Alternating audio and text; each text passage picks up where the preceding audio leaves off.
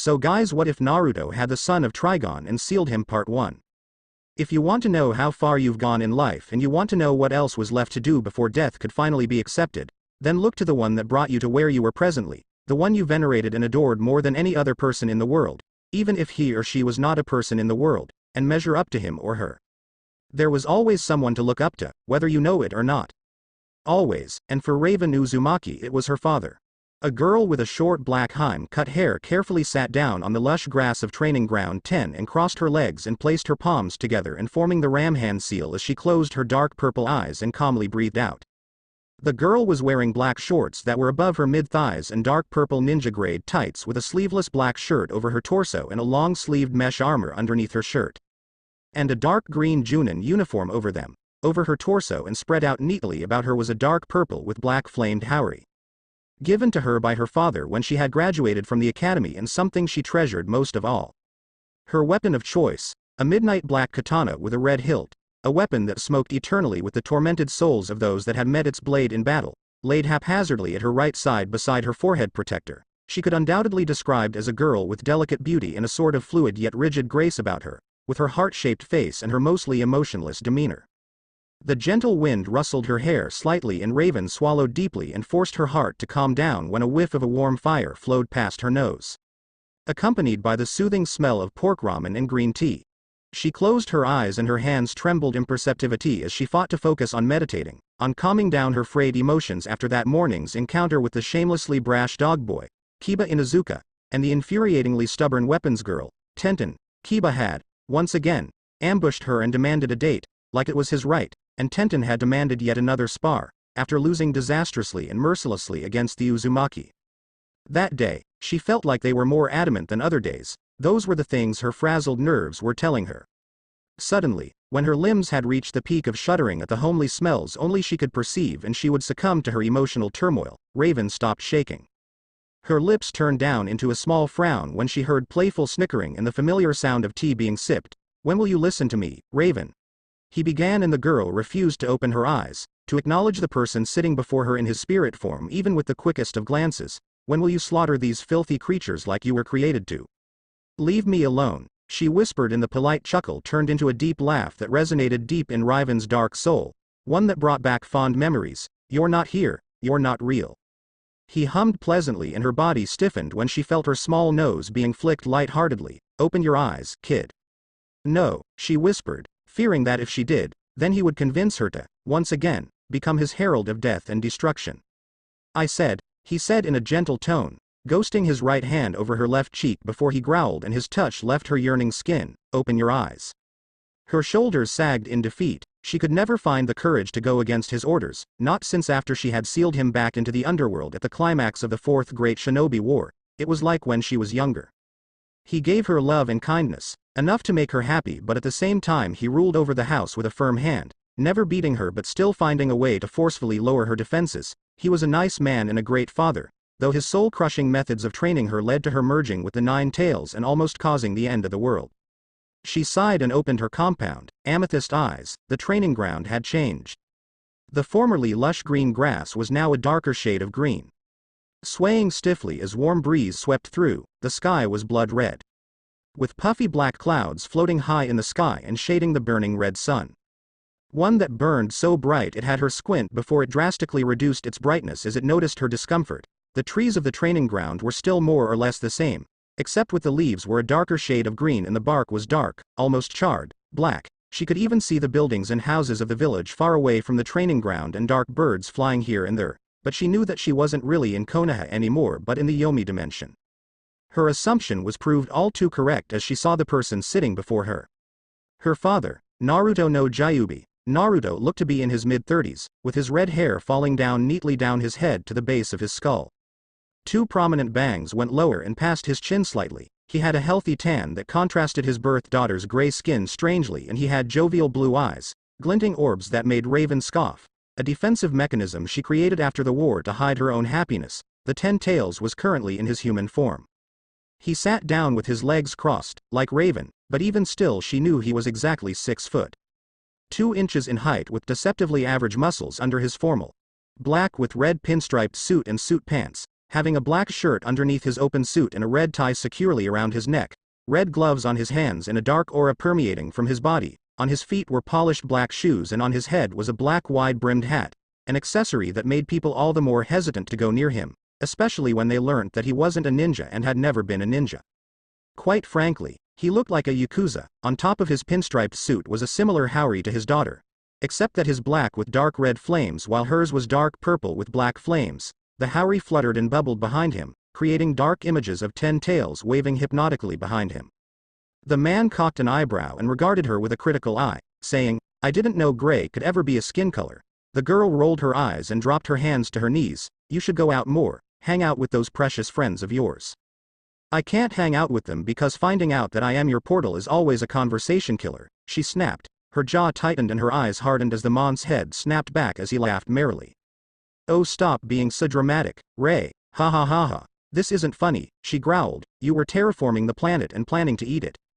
Using your own child as a portal. I mean, who does that?" He held his stomach and cackled. She didn't want to come to terms with the fact that she was the one pushing her friends away. The man presently laughing before her knew this all too well. Although he had not been watching over her like when she was younger, he still knew his daughter. "Stop laughing, damn it. Most of it was just for fun, you know," he wheezed, wiping a stray tear from his right eye and humming pleasantly. "In my defense, I thought you hated the world and wouldn't mind if I devour it. What's the harm in eating the world you hated?" Raven threw her hands in the air in exasperation. "Oh my," she stopped herself in time as she saw his smile tighten. "I can't believe you." He idly scratched his cheek. "I would have thought that the first time of reuniting in months after the war would have been more, what's the word, magical." Her stink eye only made him close his eyes and titter. "If those putrid mortals disgust you so much, then why did you make that long-winded, exhausting speech about them being precious to you?" Her anger at him gradually went down and her arms slumped over her thigh. She looked down. "You won't understand." This time, it was the man that rolled his eyes, poking her forehead with his index finger so she could look at him again. "I've been married to your mother, a whirlwind of emotions and mood swings, for 10 wonderful years. Try me," he said with a little smirk. The girl's lips screwed down in distaste at his offhanded comment on her dead mother, his dead wife, and she silently stared at him, unyielding of her reason she didn't want to assist her father to destroy the planet. Naruto grumbled and sat back. "Fine. How about you tell me what's got you so riled up?" She pursed her lips for a moment, before exhaling tiredly. Before the Fourth War and the reveal that it had been the civilian father of Konoha's best seal mistress that had been the one behind the other wars. All so as to entertain him and season the planet with blood so it would taste better. Naruto had been an excellent, albeit strict, father to the girl. He was her rock, her support when her isolation got progressively worse. She saw him as her idol, the one she always looked up to. He loved her, in his own twisted way, so she couldn't really stay mad at him. Even as he had been the reason she was mostly isolated after the war by her friends, Naruto was the first person she had. "My control over my emotions have been frayed lately." He hummed and nodded for her to continue, his eyebrows furrowed inventively and his expression neutral. "I feel like I am being watched." She noticed the look on his face and added, "Not by you, someone, hostile or, better yet, dark. It could be any of those mortals. They must still be salty over the big reveal," he said with a teasing grin, waving his hands before his face and sniggering. "Humans do tend to hold grudges over trivial things like death and torture." He scoffed at her annoyed look, seemingly knowing that he would once again bring up how little he cared about people. "Primitive little beasts, aren't they, Ray?" She cleared her throat and continued, like he had not just insulted all of humankind as well as her human half. "I used my senses to get a full grasp on the person and he feels a lot like you." "Again, not me. I could always eat another planet. You won't believe how many planets I've eaten these past few months." He licked his lips in satisfaction and patted his stomach. "Anyway," she said, looking at him with deep suspicion, still confused on the issue of how his full power worked and how he could eat planets. "The person feels like you but 100 times more watered down, even at less than half of your power." Naruto permit himself to feel pride at her words. Despite his weakened state after Hagoromo Otsutsuki had divided his power up into 9-tailed beasts and sealed his body into the underworld, he was still fully capable of burning away the seal he used to escape, just like with Reese Seal, and he was still impossibly powerful at less than 10%. He tipped his wide-brimmed hat back, showing his curiously squinted compound, blue eyes, the massive irises he shared with his daughter, albeit both father and daughter's eyes were colored differently. "A demon." She nodded and he got to his feet. "I'll look into it." She graced him with a hesitant smile and he beamed at her. ruffling her hair playfully and throwing her mind back to when she was still a child. "Thank you, Papa. Don't worry about it, kid." He looked at the sun and grunted. "The Shinigami has been ducking me since last Thursday. Probably can't meet up with the death quota with this ridiculous peacetime those humans are deceiving yourselves with." He stuck out his tongue in irritation. "Peacetime or not, that brat is going to cough up those souls or I am docking his salary." He held down his hand and the girl gratefully took it, huffing as he helped her to her feet. "You'll be fine." He winked at her. "I know." He turned around. The 10 mythical tails waving ethereally behind him fluttered out of sight and the environment gradually returned back to normal as he walked towards the village. The clouds turned back to white and the sky went back to its peaceful blue hue. The grass became softer and a healthier shade of green and the smell of ramen and tea permeating in the air was replaced by the scent of grass. His body slowly faded into nothing, echoing, "I'll contact you when I've got something. Have fun with Konohamaru." He turned his head and tipped his hat down to shade his eyes before he disappeared.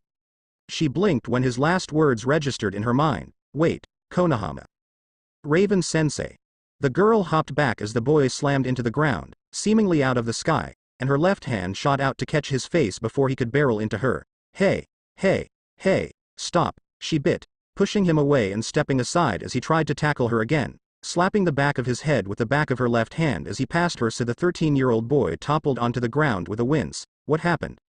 She spied Ebisu and the boy's 2 teammates emerge from the general area. Her father had disappeared, though in the Yomi dimension, and the other younger teens were panting tiredly, grasping their knees and fighting to get air back into their lungs. Ebisu approached and warily skirted around the smoky katana lying on the ground about 6 feet away from the soul wielder. He nodded his greeting to the younger Junin. "What's going on, Ebisu?" "My students were thinking of testing themselves against you, Lady Raven." Raven crossed her arms. "Then why is he so excited?" she said, looking down at the dazed boy at her feet with a wan smile. It certainly wasn't the first time the Sandame's son had wanted to spar against her. Konohamaru leapt back to his feet and beamed up at his role model with stars sparkling in his dark brown eyes. "We've finally got a technique that'll definitely win against you." She looked down at him, having to lean back slightly. With an amused smirk, "If you're thinking of using my sexy jutsu against me, then it's going to fail like the last 29 times you tried." A level 9 Fuinjutsu master she might be, but a trait she shared on a deep level with her mother, as her 10 tails always said to her when he found hentai manga hidden around their house, was that Raven was an unrepentant, closet pervert.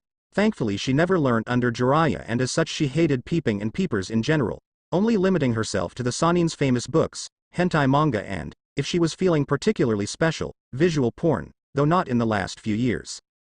It frustrated her father to no end how she would rush through Fuinjutsu lessons with him so as to run to the bookstore, find a warm section of the reading area and avidly read about a topic Naruto was less than happy to discuss. His aversion to speaking about it to his daughter might be why she was so stir-crazy about it. Maybe, as far as sexual advances went, Raven was almost immune to them, more so than any other female in her generation. Some thought that she was just that cool. The truth was, she had seen and heard much, much worse. Naruto, Konohamaru and her former teammates, Sasuke and Sakura, were the only ones that knew of her perverted nature and that she was the creator of the higher-ranked jutsu, ninja art, Foxy Demoness technique, a technique that was so dangerous that Tsunade and Kakashi, when they were caged, kept the jutsu under the secret technique folder in their office. Konohamaru's face reddened embarrassingly and he stumbled back at the cocky smirk from the 16-year-old Junin. I am not gonna use that technique again. We've got an even better one that isn't perverted." "Alright." She raised her hands and walked backwards, her haori rustled in the light wind as she did so. She stopped and kept her hands at her side, hidden from view under the purple with black flamed cloak so only her purple tights and her ninja sandals showed. "Come on." Udon, the snot-nosed teen that was always red-faced before the undeniably beautiful girl, sniffed deeply and his bugger wobbled precariously. "Aren't you going to use your sword?" he muttered, pointing nervously at the evil katana, as if in response the weapon expelled a harmless cloud of black from its red handle and it floated into the sky. "It's best if I don't use that against allies." Ebisu eagerly nodded in agreement. "Yes, it is not safe." Udon was adamant. Why not? He wanted so much to impress her that he wanted her to go all out against them while they did the same. Not knowing the full meaning of going all out concerning the half-demon daughter of the mysterious 10-tailed beast. Sadly, the only known time she used up to 80% of her power was against Sasuke and 100% was against her father at the peak of the war. The former was largely successful in subduing the angsty Uchiha and the latter did not succeed all that much against the demon. The world was fast asleep during her and Sasuke's brawl, and the precarious trio were far away in the safety of the village when she was battling the demon. A large drop of sweat grew on the side of her head and she kept her face professionally neutral, not sure how she would explain to the insistent boy how going all out on 3 genin, in her case, could possibly tear the planet in half. Moegi stepped close to Konohamaru and jutted out her chest, making the dark teen close her eyes and laugh subtly at her display of dominance. For some reason, the girl had declared Raven as her rival in love. For the affections of the young Sarutobi, something Konohamaru was oblivious of, fighting over the heart of the starry-eyed boy was among the last things she wanted to use her free time on. Moegi placed a delicate hand on her chest and gently cleared her throat, hacking into Konohamaru's ear when he didn't turn to look at her. Raven can't, or should NT, use her sword because it kills anyone that it touches, besides her, of course. A simple yet half-correct way of putting it, the seal mistress thought with another small laugh. Sure. She raised her right shin and blocked a quick punch from the leader of the gang, shifting the raised limb to the right with outwardly sluggish speed to block 3 other subsequent blows and snapping the same leg to her immediate right to clink against a raised kunai from Moegi. Bending slightly her knee, it smacked into Udon's forehead. All 3 genin and Ebisu gaped as the girl used only one leg to hold all 3 of them away, not even lifting her arms or moving her other foot. Raven twirled on the tips of her left leg and blew all 3 of the genin away with a massive gust of wind. She kept the right leg raised, her knees bent at a 90-degree angle and rolling her ankle experimentally as she tilted her head to the side, curiously watching as the 3 ninjas flipped to their feet and circled around her, standing in a triangle with her at the center. Raven stopped rolling her ankle and pulled her foot back so that it hovered over her inner left knee, in a classic ballerina's pose, and patiently waited for the 3 to come at her again. She blinked and the late Sandame's grandson bolted at him, bounding with 3 quick steps and led with a punch to her neck. She deftly smacked the side of her right foot against his face. Hopped a foot off the ground as Udon whizzed under her with a sliding kick to get her off her feet and stepped on his hands when they came up to grab her ankle. Spinning on her toes again and smashing her foot flat on the side of the other girl's face, Udon grumbled and got his feet under him, still stuck in place with her foot holding his hands down, and flipped back with his feet honing for her shoulder. Raven hastily ducked the attack, her movements leaving afterimages in her place, and her right leg stayed straight before her. She bashed her head into the boy's stomach and leapt up, twirling in the air and slamming her foot in his stomach.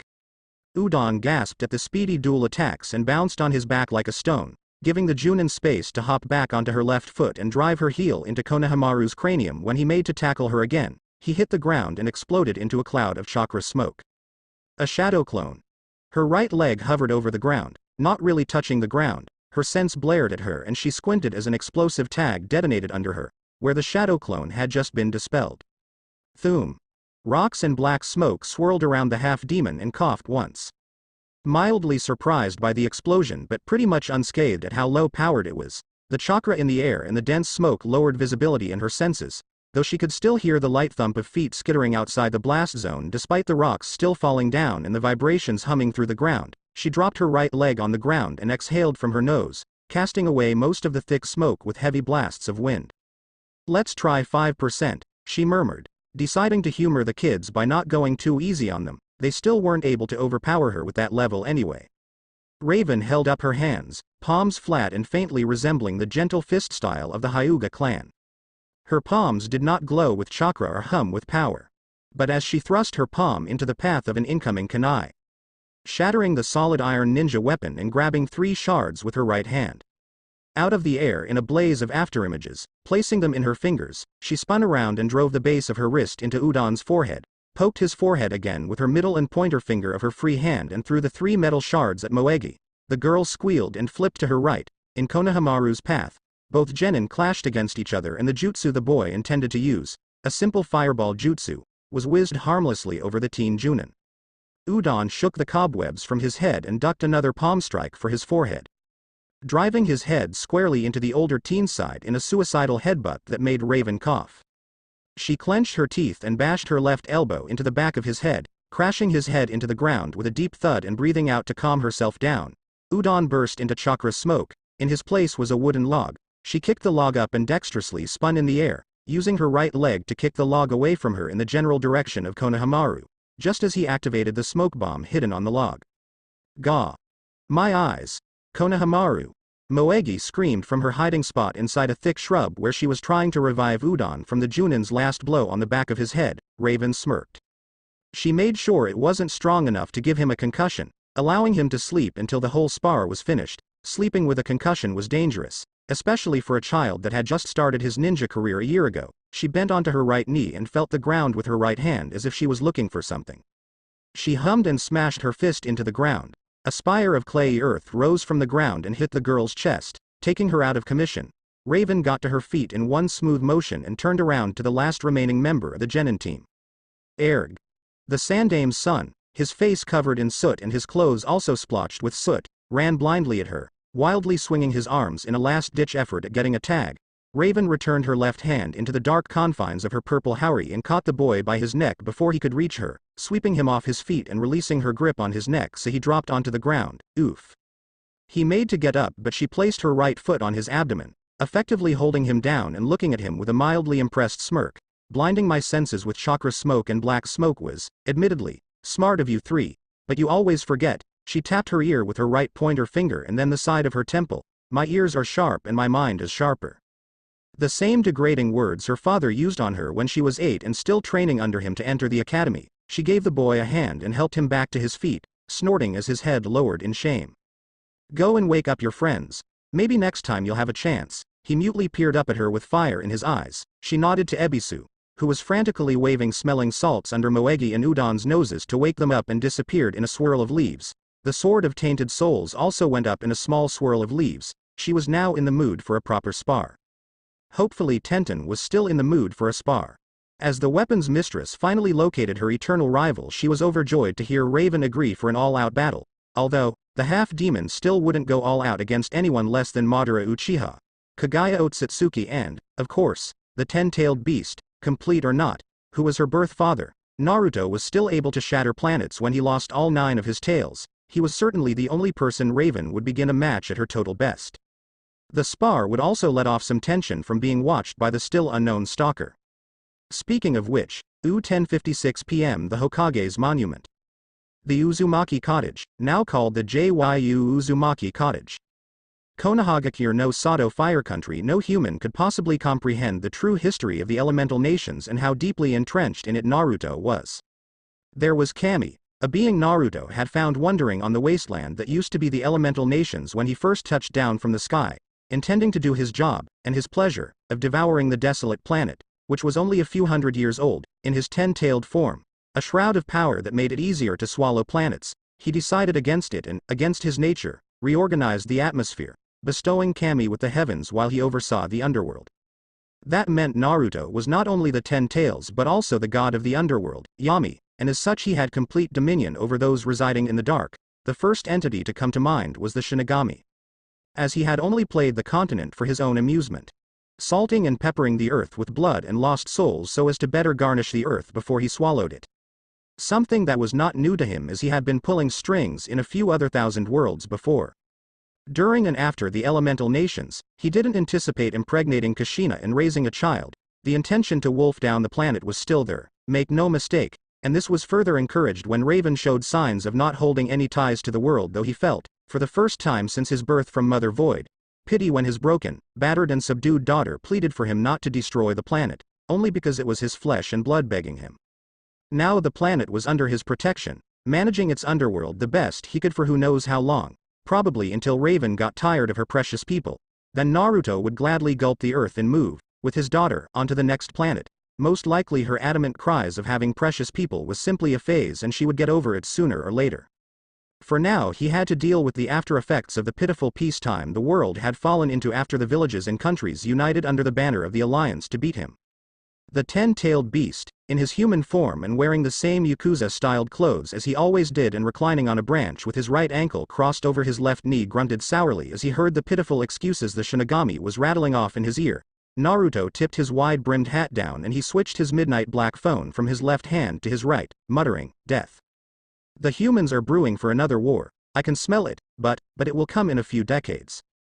Death. Naruto bit his senses spread out and suppressed as he kept a close watch on the general environment of his family house, the Jyu Uzumaki Cottage, albeit he hadn't lived in the house since the past 2 years and he was keeping up the guise that he had been sealed away into the underworld by his daughter. The thought made him scoff.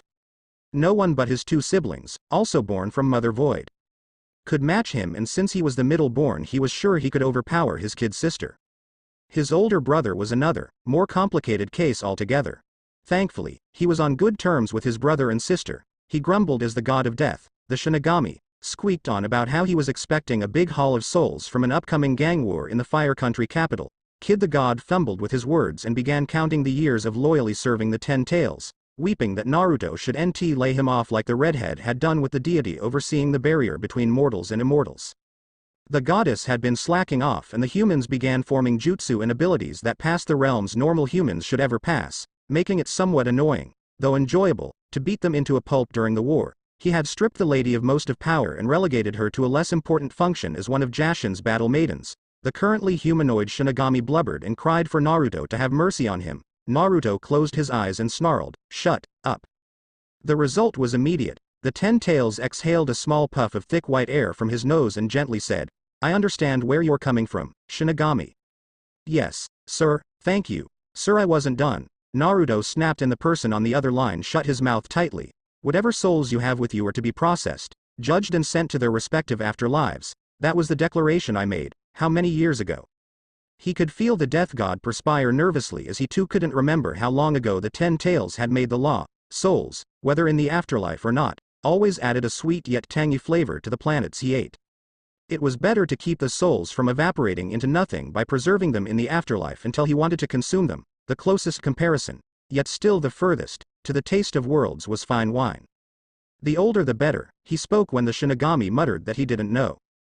"Whatever, my point is, we have been under this agreement for billions of years. Kid. Whether it's on this messy planet or the other pathetic planets. You harvest the souls of the dead and process them. An easy job if I do say so myself, simple and straightforward." He switched his leg by crossing his left ankle over his right knee and rolling his stiff shoulders in discomfort at the rigid tree he was propped up against. "Death is universal and I have worked with you for almost as long as those fleshy creatures began popping up on worlds I was to eat. I can't fire you but I can dock your salary and increase your quota. Would you like that, Death?" "No, sir, I know you have a few souls on you presently." He smirked darkly when he heard the death god gulp with terror at being found out by his boss. "Submit them to my secretary and have them processed or else I will make your job a whole lot worse for you." "Right away, sir." "Good." Naruto clicked the red call button to cut the call and was about to tuck his phone into his inner breast pocket before it buzzed. Without looking he clicked the green call button and said, "New phone. Who's this?" His eyes brightened when he heard the familiar, soft voice of the first being he encountered walking on the elemental nations all those years ago. "Ah, Kami, is there a problem?" He flicked his left fingernails with his thumb, even as his eyes did not see them. And doing a quick scan of the environment again with his powers. He frowned when he felt a shadowy figure bolt from out of nowhere and stealthily move towards where his daughter was currently watching a snow soap opera with her closest female friends, namely Sakura Haruno, Ino Yamanaka, Tenten Higurashi, Shizune Kato, Tsunade Senju, Sabaku no Tamari, Samui and Ayame Ichiraku. They were all gushing over the manliness of the lead male and its complicated relationship with his ex-wife, at least most of them were. Raven and Tsunade were muttering questions that had the other girls mocking them for not knowing what it really meant to love. Naruto's mind was brought back to what the goddess was talking to him about on the phone. "Lord Naruto, did you hear what I said?" "Yeah, thing is, it was one-time thing, don't think too deep into it. Don't I at least get an apology, even a small one, for that thing you pulled with the Fourth War?" She whispered shyly, holding the handheld device with both of her hands and hissing for her attendants to stop giggling at her bashfulness. "I mean, I know you're a busy guy, but can't you spare me just a few more minutes? I promise I'll make it quick. You weren't able to beat me in our last 5 shogi matches and I doubt you will now," the demon muttered as he got to his feet, bending his knees and carefully tracking the steadily treading blur of darkness with his glowing blue eyes. The woman groaned. She didn't want to sound demanding, mainly because Naruto was the one that had given her some power. "I've gotten in a lot of practice and I've devised a few surefire strategies that'll win against you." Naruto did not answer for a moment, preoccupied with dropping down to the ground and landing without so much as a sound. "Lord Naruto? Are you still there? I'll have to get back to you." He clicked the red call button before the goddess could begin to gripe, cutting her off. His body seamlessly dissolved into mist and this black mist seeped into the ground and vanished completely. The creature of darkness silently trudged on the ground with the skill of a trained ninja. Not having the chakra to be sensed but smart enough to suppress his body temperature by scarcely breathing, the two katana on his back, crossed in an X, did not glint off the waning moon in the sky, and his full mask slowly peeked out from the side of the building. He pulled out a camera and began taking pictures of the women distractedly watching the soap opera, somewhat trusting the level 9 SEAL Master's security seals to keep away any intruders, hence why their defenses were lowered. Click. Click click click click. Click, click. His camera shuddered mutely with each snapshot. Capturing his target, the dark-haired, blue-eyed half-demon daughter of the god of the underworld. Who was technically not a god but the demon lord, he looked down with his one good eye at the pictures he had taken. Humming approvingly at the clarity, the seals around the house prevented anyone with substantial chakra, that is, a shinobi of any rank, from entering, but with the mon's almost non-existent chakra he took 4 more pictures of the 16-year-old girl and stashed his camera away into a satchel on his left side. The condition that had been given to him by the one that sent him in order to attain demonic powers in an alliance with his sender was that he was to venture through a prepared rift in space, time into another dimension and find a way to get some DNA from the person called Raven Uzumaki. And, if possible, kidnap her. The ninjas of the village were highly trained, though highly relaxed with the continued peacetime. It allowed him a few weeks of surveillance.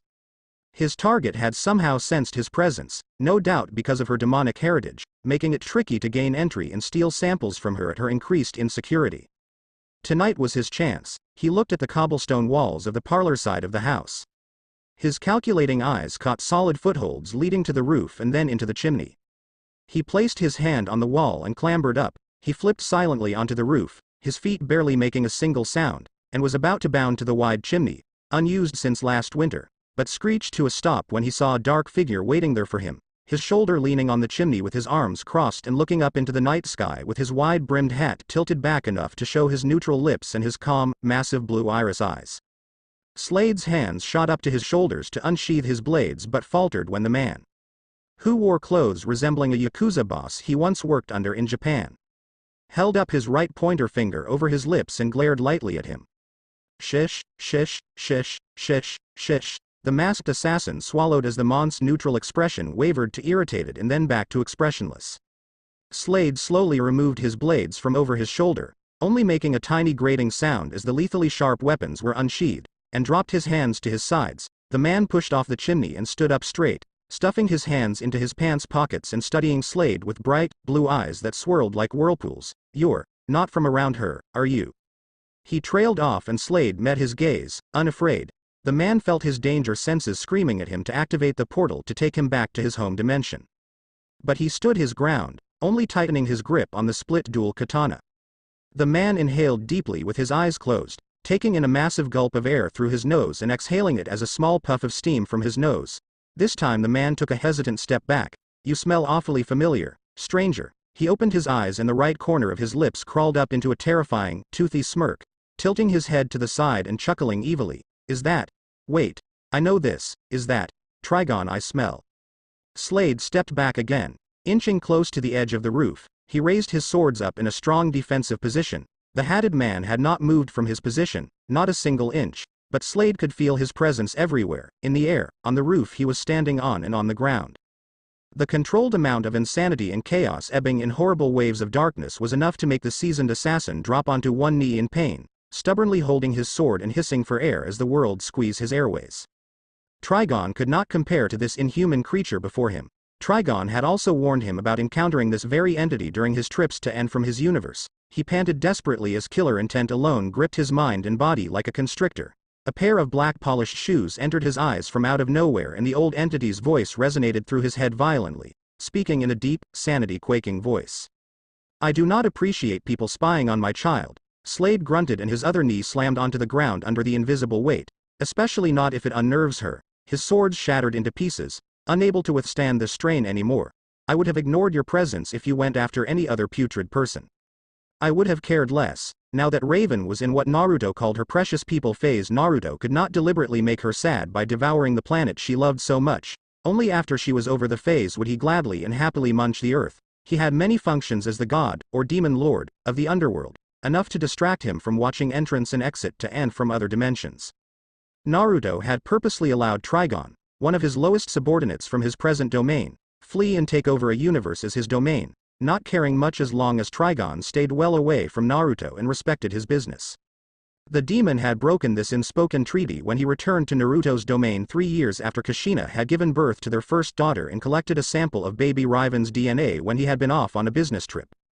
Leaving Raven in the care of his sleepy little sister, the worst thing was that when Naruto had gotten wind of it and tracked Trigon, he was forcefully repelled by a hastily raised barrier that primarily used a trace of his chakra. He had been waiting for the thieving rat to reappear again so Naruto could rip him limb from limb, set his body on fire, piss on the fire and feed his festering corpse to his hellhounds. There was a line that should never be crossed, and for Naruto, that line was his daughter. The only thing keeping Slade from being digested by the manically blood-thirsty was ensuring the women in the house and the people of the village did not sense him. There was a grisly crack as the mercenary's left clavicle snapped. "Let's take this conversation to my office." He grabbed Slade by the top of his head to rip off his mask, only so he could see the terror swimming in the putrid mortal's eyes. He snarled viciously as his fingers made contact and his blue eyes rippled dangerously when a barrier erected between them. 10 white octopus tentacles exploded out of Naruto's back and sides and fought to wrap around the red barrier.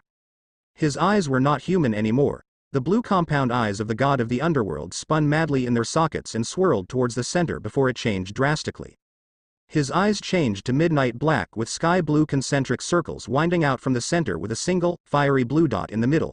The 10 tails Rinnegan of the Demon Lord glowed powerfully and crushed the barrier around Slade, not caring as black steam billowed high in the sky from his tentacles as the barrier burnt them. There was a mighty crack as the tentacles caved in the barrier on Slade, only making it look like a warped hourglass with a panting mortal inside. The mercenary removed a black rune from his pocket with his good arm and rubbed the rune with his thumb. Black smoke curled out from the side of his bared teeth and he roared when the scorching red barrier blinked out of existence, and with it Slade. Raven was the first to respond when she heard her father roar with unfiltered rage right above her head, scampering out of the house and all but flying up to the roof, only to get a quick sight of her father before he went up in a column of blue flames. From the little she saw, he was glaring at the ground, no tails or Rinnegan in sight and not a trace of chakra in the air. Training Ground 10 Konohagakure no Sato Fire Country. Eons ago Naruto stopped keeping track of the titles he had been given in the stories formed to explain his power and his origin.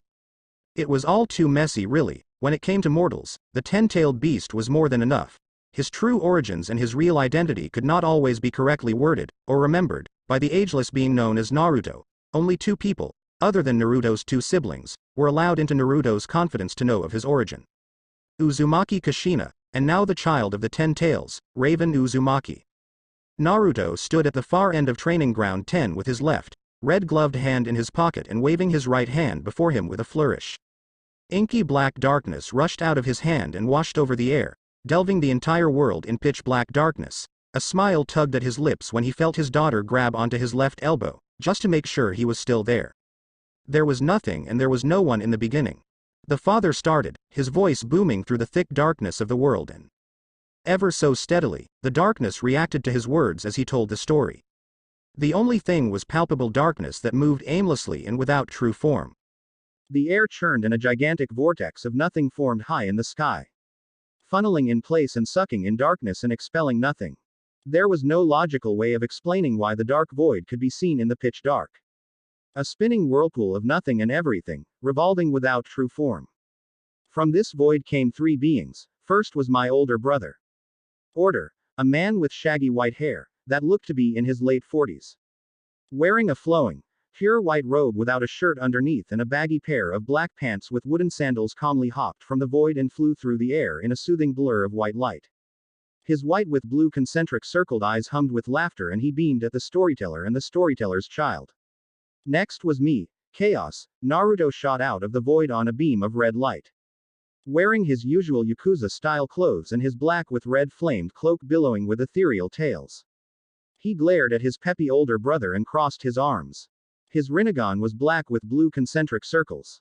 Last was my little sister, Time, a petite woman with naturally gray hair skipped out of the void and leapt onto the grousing back of Chaos.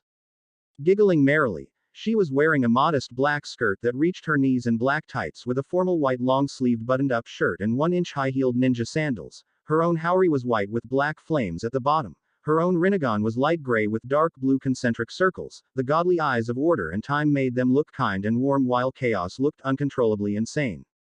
Raven gaped at the display above them. Order, chaos and time, with Void, walking about in humanoid forms and emanating loads of power. Then a question came to her. Were born looking like humans. Naruto scoffed. Of course not, we were all born in our beast forms. I will not show you until I am your older and I am sure your brain won't explode. He tittered at her disappointed gaze and went on. Since the Void more or less gave birth to us, we collectively decided to call it Mother Void. Now, the three of us were content with staying with each other. Making sure that the Void, which was now smaller and weaker, did not go crazy, until Order started creating planets. Everywhere Order walked, a trail of planets followed. It began to get out of hand and, according to time, a month later there were billions of planets in existence and roughly 100,000 universes as it then. He did so unconsciously. As far as we all knew, Time raised her finger and shoved aside a few planets. This gained the attention of Order and Chaos and they swam towards her. Sister said that the planets would soon be populated by creatures and there will be too many planets and too close to each other. They will war and evolve, creating better and better ways of tearing apart the cosmos. Order scratched his chin and farted out 3 planets. Brother said that creation of worlds would stop one day. Chaos raised an eyebrow at the miraculous display of his primordial older brother and added. I said that with more worlds being created, the heavier and more fragile space and time got. Naruto looked at his daughter with a glint in his blue eyes and said, back then I was already snacking on planets, not because I needed sustenance but rather out of boredom. I proposed that to prevent space and time from snapping under the weight of the planets Order was creating, I devour a planet every week. The primordial separated after that, with Naruto eating and devouring planets. The storyteller ensured to show so in his human form and not his beast form so that his half-human daughter wouldn't die from seeing it. Time moved between both brothers, visiting every once in a while and reporting news. Order's unconscious planet creation abilities had slowed down somewhat and Naruto had refined his way of eating worlds. Savor with blood and souls by manipulating people to war against each other. The multiverse expanded as years dragged by. Mortals of great power found ways to cross dimensions and universes and converse with other mortals. Over time I grew more and more bored with simply sparking civil wars and world wars and whatnot. So I began making more intricate plans and preserving souls to spice up planets. He cackled at how green Raven's face was at just what her father had been doing. And with glee too. My point is, I began taking a personal hand in manipulating people and circumstances. Driving a man to commit genocide here, causing an earthquake there and maybe. If I am feeling good with myself, incite a pointless rebellion that nearly always resulted in hundreds of deaths.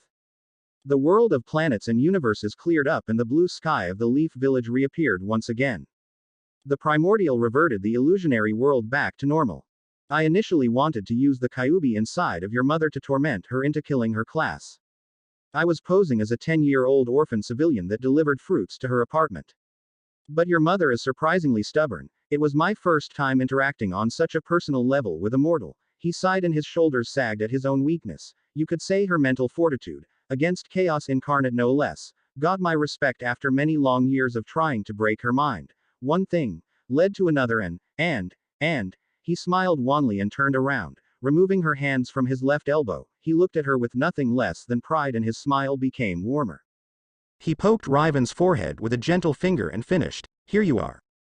The half-demon, or whatever the hell she was, did not know how to feel about learning that her father had tried to drive her mother mad through the Kyuubi, but she was touched by the fatherly gesture she had grown up with. I couldn't find Kushina's soul so she would be with me forever and I couldn't kill you, no matter how hard I wanted to. You look so much like her. He blinked twice and turned away. I've got something in my eyes. Raven grinned toothily and helped Naruto with a dark purple handkerchief. He looked at the cloth with wary eyes and she rolled hers. I haven't used it for anything, yet.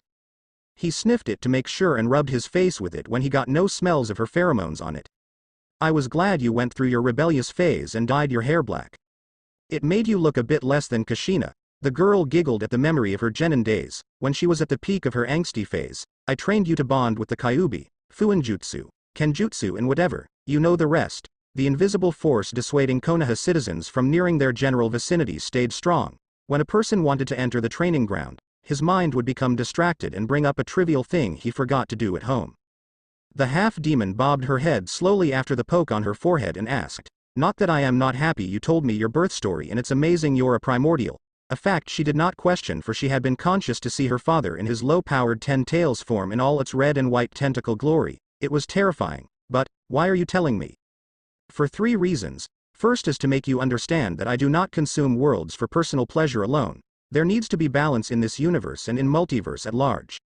Too many planets and space-time would snap under the colossal weight, dropping reality as we know it back into the void, and this time I am not sure if creation would restart. Too little and space-time would close in like a book, crushing everything it encompasses, and that includes everything. My siblings and I, the primordial, can easily escape this fate, but that would mean we reside inside the void, seeing as we won't have anywhere else to go, and that place is a less than pleasant place to live.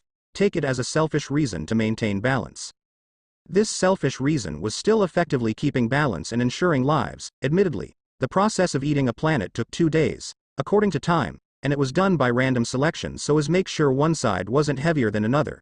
Chaos had to take care he wasn't eating too much or too quick, nibbling one side of the multiverse and then another, all to preserve equilibrium. Second is that I don't really need you to be my portal into other worlds.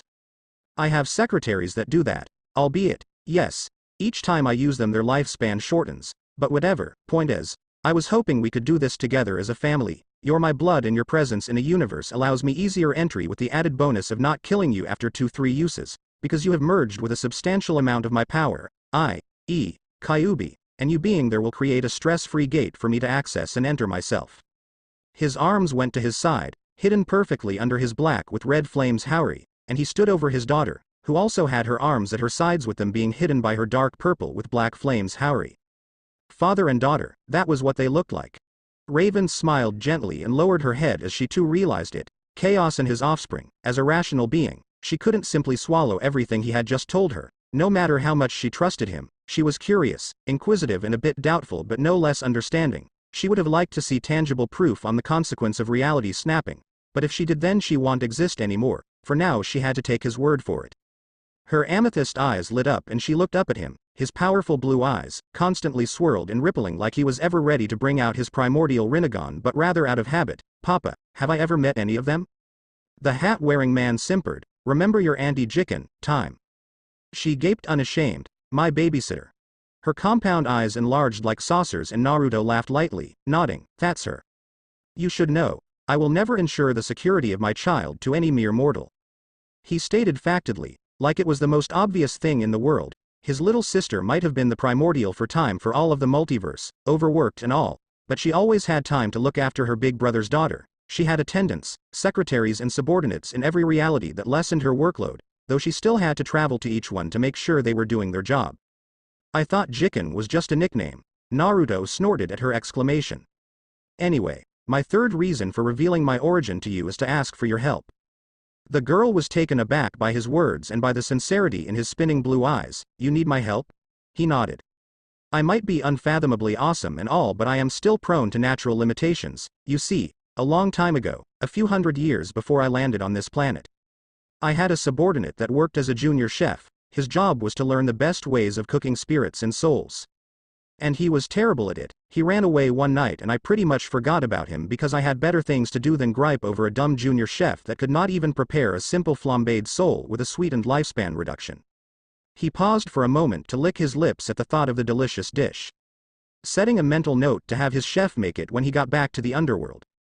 When you were 3 and I was off on a 3-week business trip, he air quoted with a knowing chuckle. This was because that was what he told Raven anytime he had to leave for work. She looked up at him with dull eyes. I left you with your aunt and she had to run off for a quick errand in some universe. A really quick one.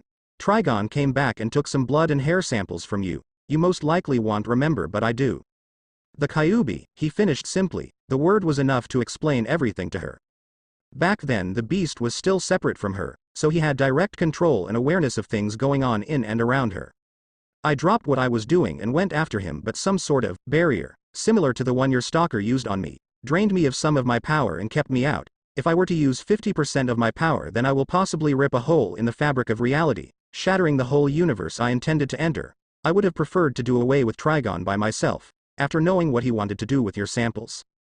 The more he spoke, the more eager she was to know why her primordial, god of the underworld father needed her help. For now, let's skip to why you need my help. He shook his head and patted her head patronizingly. I need to ease you into it first, my impatient daughter. Whatever. That scumbag somehow got a small, insignificant portion of my chakra and covered his tracks by using runes and spells that repelled my chakra and, by extension, me. Later the other night, after Naruto disappeared from the family home's roof, he performed an investigation on how he, an all-powerful being, could be repelled. It led him to his underworld throne, where he sometimes used the influence of his chakra to intimidate demons and other entities into submission, thus leaving behind residue of strained, suppressed Ten Tails chakra. Trigon could have gotten his chakra sample from there. I know where he went, but, at the same time, I don't know how to get him. Raven cocked her head to the side, confused, and Naruto scratched his cheek at her expression. How do I put it? I know where he went, hell I know where he lives, but I am not able to break through his barrier without shattering the universe. He poked her forehead. That's where you come in, my cute little dumpling. Don't call me that, he scoffed. You haven't complained about that name for 14 years, little dumpling. I am not going to stop calling you that. The name was derived from when she was still a tiny pea in his hand. His little sister had said she was as cute as a dumpling and Naruto had said he could eat her up. You're a living loophole in the barrier. You have my chakra by birth, but you were also, by birth, a human. A human with her own chakra network. Hence, you won't be recognized as me but as yourself. He grabbed her shoulders and shook her, grinning happily at the prospect of tearing apart Trigon. Ray, isn't that fantastic? She shrugged his hands off and perched her own hands on her hips. Not that I am not interested in what this Trigon used my DNA samples for, but I want to get something straight. You want me to track Trigon and kill him? He tutted. No, no, no. I want you to go to his universe and I will also be allowed in by your presence. His lips creaked up into a massive smile so big he closed his eyes and they curved up too. Killer intent ebbed off him in deadly red and black tails of chakra. Then we can track and kill him together, as a family. She scratched her chin in thought. Not that that isn't enticing enough, Papa. I know, right? I am in. She shared her father's savage smirk. Her lips lowered momentarily as she wondered. Do I leave a clone behind when we're gone to wherever the hell we're going? The primordial waved his hands nonchalantly and looked at the sky, where he had formerly illustrated, in motion, his and his siblings' creation. Tell them you're going on a long-term break or something, I don't know. She'd certainly get it. With all the savior of the elemental nations thing going on and going strong, there was still some doubt in her mind and her father groaned dramatically when he sensed her wavering emotions. What if something comes up? They're all big boys and girls. I am sure they'll know how to handle themselves. His demeaning words to them never really hit Raven as it was supposed to, never really add defending her precious people to her arsenal anytime she talked to him, since she was a child and Naruto was still known as the retired Yakuza. That was how it has always been. He would scoff at their weak little brains and their feeble power, as compared to his, all behind their backs so they didn't suspect him of being an enemy, and Raven's instinctive reaction was to roll her eyes and discard his venom from her mind.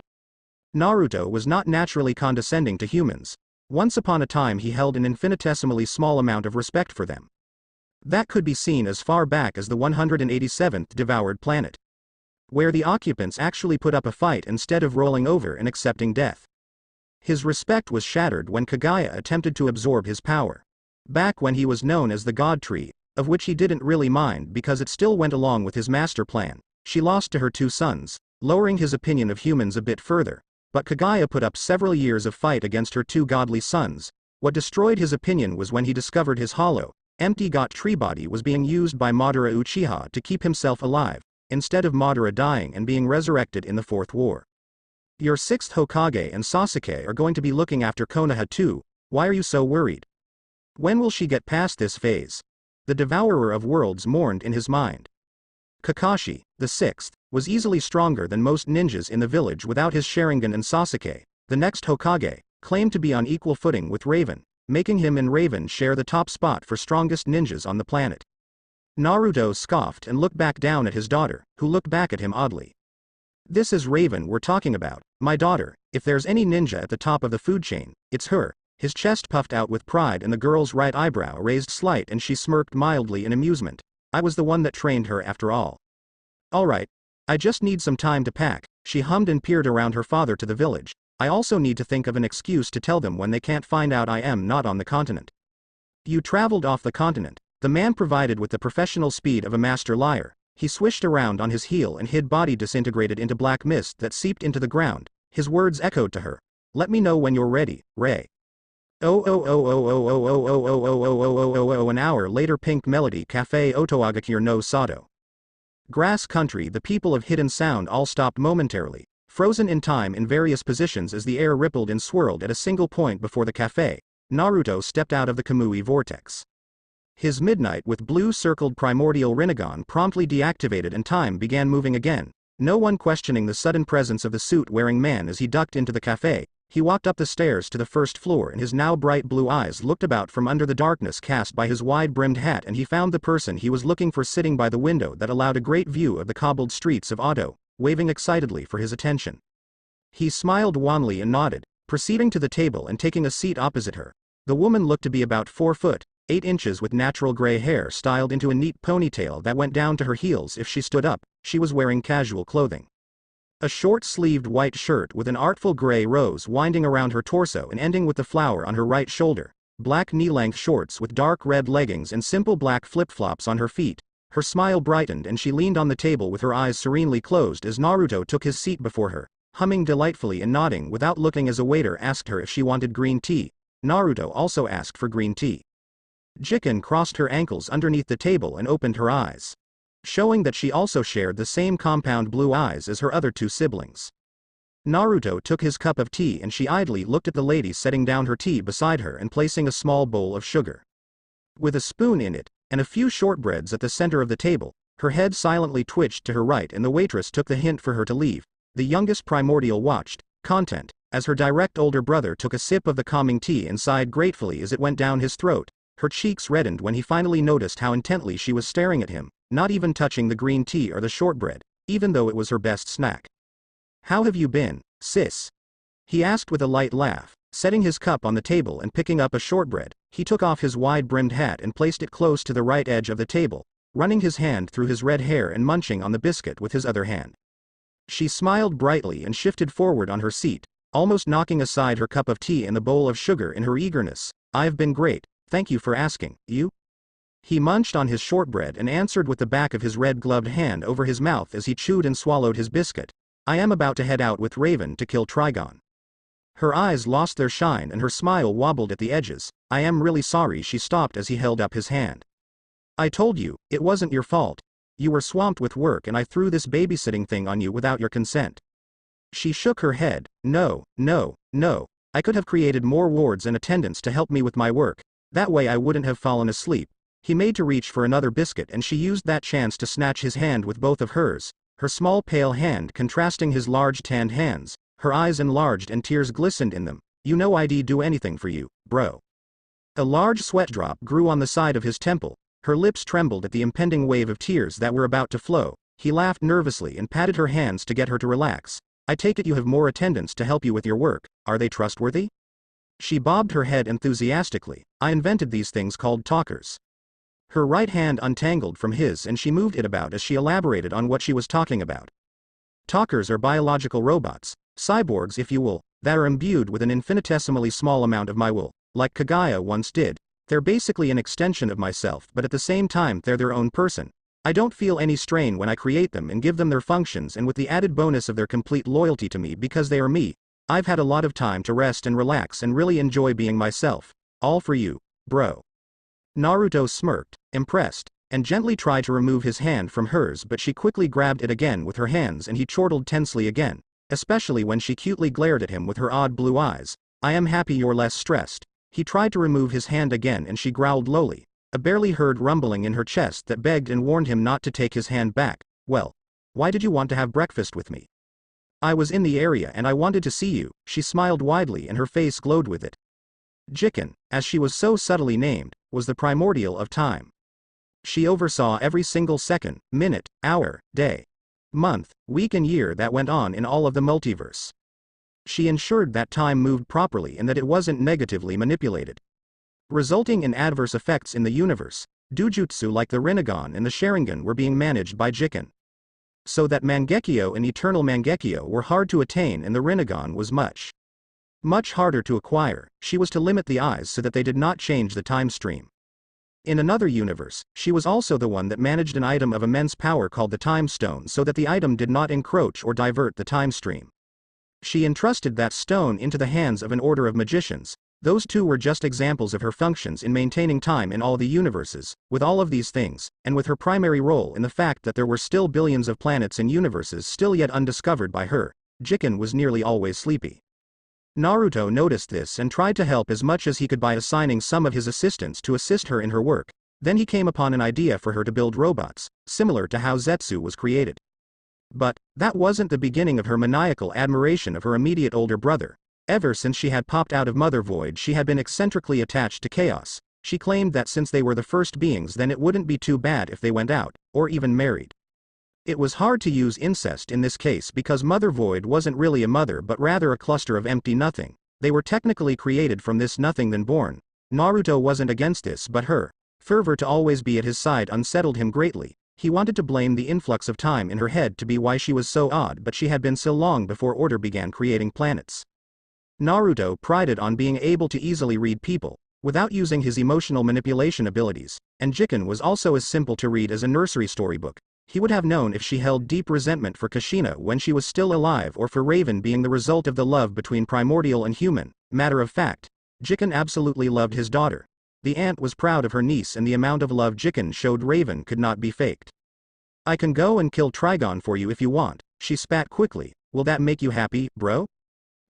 No, he answered slowly, gently prying her hands off his. "I want it to be a father-daughter bonding trip, but don't worry. I'll tell you all about it when later." He saw something, her heart shatter in her blue eyes and her hands closed into fists, so the older brother hastily waved for her to calm down. "How about this? How about this?" Her jaw clenched and her eyes hardened, though her stiff anger lessened at his next words. "How about I take you with me to my next 5 planets and we can destroy it together? Like the good old days." She beamed and the man sighed as her dark aura rushed back into her and time began moving once again. "I'll hold you to that." He finished his cup of tea in one smooth gulp and said, "Feel free to stay in my palace while I am gone for as long as you want. My servants should have a room ready for you right about now." "Oh, I don't want to impose. I am fine sleeping in your room." She fluttered her eyes and leaned on the table. Naruto leaned back as she got closer. Yeah. Okay." He coughed into his fist and stood up, prompting her to stand too. "Would you look at the time? Raven should be about ready now." He pushed his left hand into the right inner pocket of his black with red pinstriped suit and removed his stuffed wallet, but hesitated when she waved for him to put it away. "I own this place. You don't need to pay, is that so? Then that's more reason for me to pay." He pulled out a crisp 100 Ryu note from his wallet and faltered again as the edges of her eyes pulsed with veins, clearly frustrated. "I insist," she said through a tight smile. "Fine." He put his wallet back into his inner right pocket and smoothed it down so that it could hardly be noticed. He picked up his hand and set it back on his head, running his pointer and middle fingers at the front and tipping it down slightly so that his blue eyes glowed from the shadow of his hat. "I'll see you later, Jiken." The world ground to a stop as he activated his primordial Rinnegan. Jiken too had hers activated so as not to freeze along with the rest of the world. Her gray with blue circled eyes stared at her brother's stronger eyes, not holding back any of her adoration. She might have been the primordial of time, but time was still weaker than the uncontrollable insanity that was chaos. She had to have her eyes on two so as to see him leave. There was a short, barely sensed pulse of chakra from the red head and he disappeared in a swirl of air, against his usual way of leaving by dissolving into mist. The world flicked from colored to black and white as he blinked away, normalizing after. Naruto didn't want Jiken to know the place he was leaving to so that she won't follow him. Using his Rinnegan was the only way to do that when it came to his other siblings.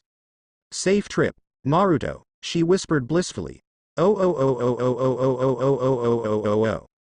Raven, flying through the forest in a blur of dark purple and black, with a large sealing scroll on her lower back tied around her body by a strong black string and her sword of tainted souls strapped securely to her right hip, bounded from tree branch to tree branch, scarcely making a single sound and leaving behind no trail of chakra. Her head was lowered in concentration and her arms were behind her as she hopped and skipped expertly. When she sensed that the last ninja escorting her dropped back, the teen changed direction slightly to her right and ran headlong towards the Valley of End where her father had asked her to meet up with him. She broke out of the dense trees and soared through the sky. Her feet close together but her knees apart and her arms spread out as if she were flying through the sky. Her feet touched down on the water seamlessly and her eyes narrowed as she looked up at the massive statue of Hashirama, disappearing in a swirl of black feathers when she saw a dark figure at the top of the Shoden Hokage. A single feather remained as the rest popped into small burst of black chakra and it transformed into a massive murder of blue-eyed ravens that flew dangerously up the statue to the dark figure.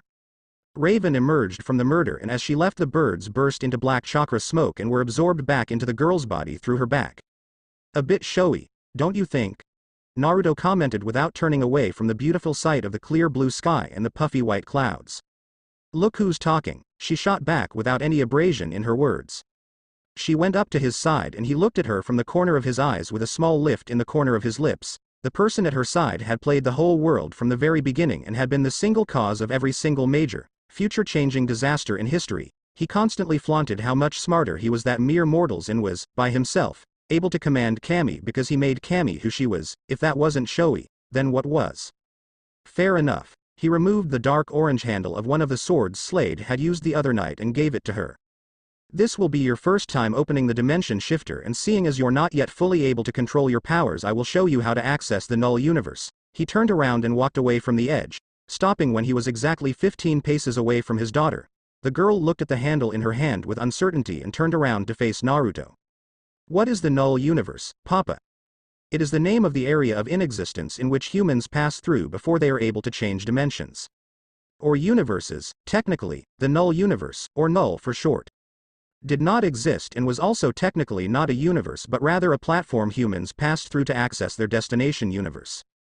If a human was to pass from one universe to the other without using the null, then the result was an excruciatingly painful death because they did not possess the blood of a god or primordial. Since Raven was not entirely human and was the blood daughter of the primordial of chaos, she could move from universe to universe without much problem, but up until that point she had never used her teleportation abilities. Naruto snapped his fingers and the ground between them rumbled. Ever so carefully, white paint began drawing on the ground a complicated seal. The girl's skilled eyes followed and she caught sight of the 5 core parts of the chain seal that instantly reminded her of the whole seal. The parts were open, passageway, yin and yang, safety and null, all of which seemed hard to understand and unnecessary seal combinations, but the level 9 Fuinjutsu master merged them all before her eyes and the paint finished drawing to form the words dimension shifter. He motioned for her to enter the seal and as soon as she took a step inside it lit up with dark purple light. It's really easy to open the gate. First of all, it isn't locked in the first place. Secondly, your blood grants you things you will not even believe are possible. He walked along the edges of the seal and spoke. You remember how to track? She nodded. Excellent. All you really have to do is track the owner of that handle to its universe of origin and let the seal do the rest. Her eyebrows shot up in surprise. Really? That's all? Yes. For people like us there really isn't anything we can't do. He then placed his pointer finger on his lips and shushed her before she could ask him another question in her surprise. Find that universe, quickly. Raven hummed and flicked up her dark purple hoodie, hiding most of her features except her mouth, and looked back at the handle, closing her eyes calmly and holding it with her right palm up. Her left hand snapped to her chest and entered the half-ram hand seal. Her father quietly moved around the seal, watching her as she searched the handle for any fingerprints, flecks of skin or chakra. She opened her eyes after 10 minutes of searching and muttered, "Found it." The seal beneath her trembled again and thousands of multicolored strings rose out of it, waving in the air like grass in a meadow. Some moved violently fast and whipped at the more relaxed strings swaying about but never really touching them. Her blue eyes looked around her, mystified at the display of sentient strings. Naruto then spoke. These are all universes in the general area of our target universe. Which one are we looking for? He asked with a neutral expression, observing from under his wide hat as she ran her left hand over the waist-height strings. Her eyes flicked to her right and she found a universe that blinked green and gold. That one, she pointed out, and the redhead nodded. Grab it and pull, but not too hard. She did so eagerly, just to see what will happen, and, in a flash of white light, she was gone, along with the strings. Naruto sighed and waved his hand over the now vacant seal, sweeping it out of existence. He counted to 10 in his head before the world ground to a stop around him. Reality was now black and white as the primordial activated his Rinnegan and tracked his daughter in the massive multiverse. He left in a vortex of wind. 9:43 a.m. Living room. Titan's Tower Jump City District of Columbia Universe. Beast Boy blew out a sleepy breath and slumped onto the couch of the living room. Robin turned to him from the island kitchen counter, then returned to his cup of coffee and his newspaper. Well, good morning to you too, Beast Boy. A feeble grumble answered him and the former Batman sidekick skimmed through the paper. Suddenly the door slid open and Raven ran into the room with wide, frantic eyes, towards the leader of the team. Hey, Raven, weren't you meditating on the roof? She grabbed his shoulders and he spilled his coffee on the counter as a result, but he didn't care about that, or how the scalding hot coffee ruined his paper. He was staring into the resident empath's blue eyes and was taken aback by the amount of unchecked fear he found there. This was out of character for her. Cyborg looked up from his place on the couch, watching a morning TV show, and Starfire worriedly approached Raven and Robin from the waffle iron. The dark girl's iron jaw finally creaked open and she whispered, her voice laced with so much blood-chilling terror that Robin felt his heart thud in tune with her horror. He's coming. The team leader was lost for words and Cyborg helped ask the question that was on the minds of the other Titans. Who's coming? Raven's neck whipped to him in the half-man, half-robot unconsciously shuffled back as the soul-trembling fear in her eyes conveyed all the way to him. The words left her mouth and the weight of it made even Beast Boy shudder. There was no mistaking the severity of her tone. She called his name in a quiet, raspy voice, as if he would hear her and appear in the tower, a name that, alone, had the power to crush reality as they knew it. Raven called his name. Chaos, she said in a low, hesitant voice, chaos is coming. Naruto grimaced again as his birth daughter, Raven Uzumaki, threw her head into a trash can and released the contents of her stomach. The girl whimpered as her body sagged against the metal can as her father held her hair away from her face. She hugged the can with her trembling arms and weakly panted, winded beyond belief. Her eyes began to droop with drowsiness before they shot wide open again, just as her cheeks puffed out and she again threw her head fully into the trash can to throw up. Her father, Naruto no Jayubi, was kneeling by her right side, holding her hair back with his left hand and soothingly rubbing her back with his right, his chaotic heart broken when Raven whimpered and tears began tracking down her cheeks at how sick she was. Papa, she weakly cried, sniffing and heaving, but nothing came out as her stomach was now empty. Papa, I am sorry. He shook his head and whispered, don't beat yourself up about it. This is your first time teleporting, it was bound to turn out like this. The girl's body shook with tears and his hugged the bin harder. Tears poured from her eyes and dropped into the can of sick. He rubbed her back and whispered, next time won't be so bad. He suspected this would happen, and when he got to his daughter's side, he found her green-faced and ready to throw up her stomach. But the man, who had raised her and knew all the signs of motion sickness due to being a father that traveled around with his child, hefted her up into his arms and swept into the nearest alleyway without looking or noticing where he really was. He snagged a trash can on his way in. His grim eyes watched the girl sob quietly. Then he helped the girl sit back onto her knees and unsealed a bottle of water from her large sealing scroll.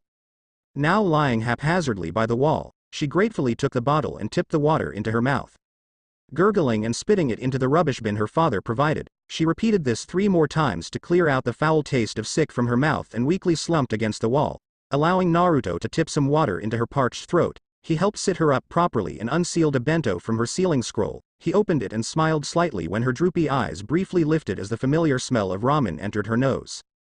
Do you want me to feed you, kid? She groaned and childishly turned her body away from him. No. His smile went up a bit higher and he whipped out chopsticks from her sealing scroll. Her arms were like noodles at her side and her whole body was now an even unhealthier shade of gray. Say ah. Ughh, Papa no, just 5 bites and it'll leave you be, he insisted, stirring the noodles with the chopsticks and hovering the delectable pork-flavored dish before her nose. He didn't want to ask why she had ready-made ramen with her or at which point of the day she was going to eat it. He only really thought she had the pack of noodles, some water and a stainless bowl for him to quickly prepare it. The ramen train is going to leave the station without you. She tittered a little at his words and her eyes met his, just hinting at the laughter she was too tired to really release. I am not a kid anymore. You'll always be my kid, Ray. Now. He grabbed the noodles with his chopsticks and blew them towards her. She involuntarily licked her lips and he said again, last call for the ramen train. Last call for the ramen train. She rolled her eyes and turned back to him, opening her mouth. There we go. He fed her the ramen as neatly with the trained efficiency of a single father, and after the 4th serving she turned her head away and he chuckled, just one more. She puffed out her cheeks stubbornly and kept her tear-glazed eyes away from him. I am full. He waved the noodles under her nose and said in a lilting tone, one more won't hurt anyone. She grumbled and turned back to him, accepting the ramen into her mouth and turning away. He beamed at her and gently patted her head. See? Didn't hurt you or me, we're fine. She swallowed the noodles in her mouth and muttered, yeah, okay. He sealed the ramen back into the scroll, idly saying, remember that time when you were 10 and you caught the flu? Her groaning answer made him laugh. How time flies, huh? He pushed the can away from her and slammed the lid on it. sighing when he sensed the handle that could be used to track Slade was accidentally dropped inside the pile of sick by his daughter in her nauseated daze. Raven looked to her father, who was staring at the covered bin of sloppy sick with furrowed eyes and a slight frown. She sniffed and rubbed at her eyes with her wrists, looking down in shame. "I am sorry, Papa, I messed up." He saw the remorse on her face and he exhaled again. He walked to her and squatted down, poking her forehead with a teasing smirk. Hey, don't make that face. Focus on getting better. We have other ways of tracking people down, remember? The 16-year-old girl briefly smiled at her father and then leaned back onto the stone wall behind her, closing her eyes and allowing her demon half to stabilize her system. He patted her head again and stood up, dusting down his unbelievably neat red pinstriped suit gingerly. She cracked open an eye and noticed that he was leaning against the wall before her with his wide-brimmed hat covering his face and his arms crossed. His body stiffened as she asked, "Papa, what's wrong?" "Something is limiting my powers. I am feeling weaker." "Weaker? Yeah, like I am at 70%. She scoffed and closed her eyes. "That's not weak, at least for you it isn't." He snorted. "I know that. I just don't like that someone did it to me." She rolled her tongue in her mouth and supplied, "Maybe it's those runes and spells you told me about back in Konoha."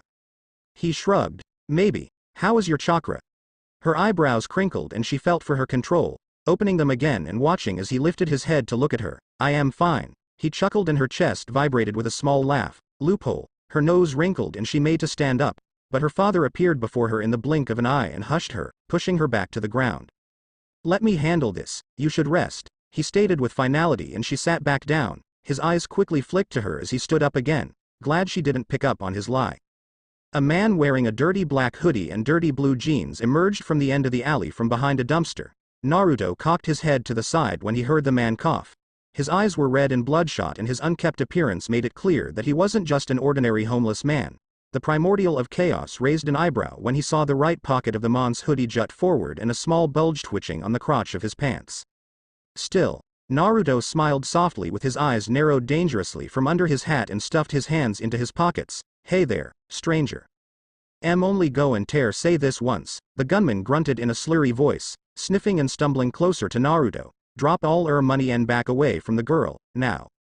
The old being remained unmoved by the demand, even taking 3 steps to the man and asking in a low voice laced thinly with murderous intent, "And, pray tell, what are you going to do with the girl?" "Stop rig there," he coughed and pulled out his gun, pointing it at Naruto and making the old being's eyes widen with growing insanity. The primordial raised his hands up in surrender, but his blue eyes spun and darkened.